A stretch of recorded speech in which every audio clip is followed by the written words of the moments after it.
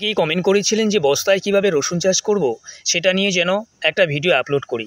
তো আমি যে পদ্ধতির মাধ্যমে করেছি এটা আপনারা অনুসরণ করতে পারেন, আবার আপনার কাছে যেটা ভালো মনে হবে সেটাও করতে পারেন। ব্যক্তিগতভাবে আমার কাছে এই পদ্ধতিটা সবথেকে সেরা। সয়েল প্রিপারেশন কিভাবে করবেন? 70 ভাগ শুকনো মাটির সাথে মেশাতে হবে 15 ভাগ শুকনো গোবর আর বাকি 15 ভাগ উনুনের ছাই। এই 3টে উপাদান একসাথে মিশিয়ে তৈরি করুন একটা আদর্শ মিডিয়া। এরকম একটা বস্তার মধ্যে কয়টা রসুনের বীজ লাগানো যাবে দেখুন, সেটা নির্ভর করে বস্তাটা কত বড় নিয়েছেন তার উপরে। আমি যেমন চারের বস্তা বা সিমেন্টের বস্তা ব্যবহার করেছি, এখানে 8 থেকে 9টা রসুনের বীজ আমি লাগিয়েছি। লাগানোর পদ্ধতি কোনটা দেখুন, মাঝখানে জায়গাটা ফাঁকা রাখবেন আর একদম গোল করে বস্তার সাইড বরাবর এভাবে লাগিয়ে দেবেন।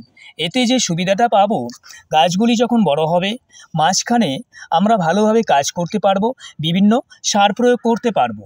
আরেকটা কথা বলতে আমি ভুলে গিয়েছিলাম, একটু লক্ষ্য করে দেখুন এই বস্তাটা একই সাথে লাগিয়েছি কিন্তু এখানে চারাগুলি ঠিকঠাকভাবে ওঠেনি, অথচ এখানে দেখুন গাছগুলি কত বড় হয়ে গেছে।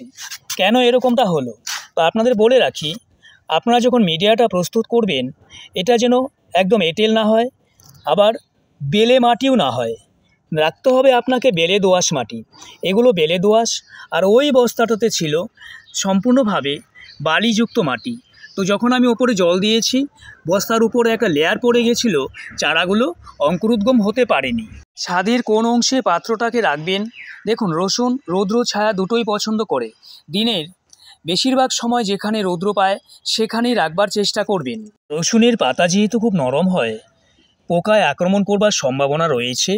দেখুন, এই যে পাতাটা দেখছেন এখানে কিন্তু পোকার আক্রমণ অলরেডি শুরু হয়ে গেছে। কি করবেন, সকালবেলায় যখন গাছগুলো শিশিরে ভেজা থাকে উনুনের ছাই পাতাগুলির ওপরে ছড়িয়ে দেবেন, এতেই যথেষ্ট।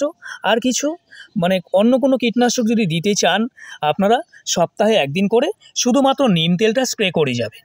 পাত্রের মাটি সবসময় নরম রাখবার চেষ্টা করবেন। জল দেওয়ার পরে ওপরের দিকে যেন শক্ত কোনো আবরণ সৃষ্টি না হয় সেটা অবশ্যই নজরে রাখতে হবে। ধরুন আজকে জল দিলেন, 1 দিন বা 2 দিন পরে এভাবে খুঁড়ে দেবেন, এতে মাটি হালকা থাকবে, কোনো রকম সমস্যা হবে না। কোন পর্যায়ে এসে কোন সার দিতে হবে তা নিয়ে আমি step by step video upload করব। তবে এখন গাছে কোনো রকম সার দেবেন না, যেহেতু গাছগুলি সদ্য অঙ্কুরিত হয়েছে।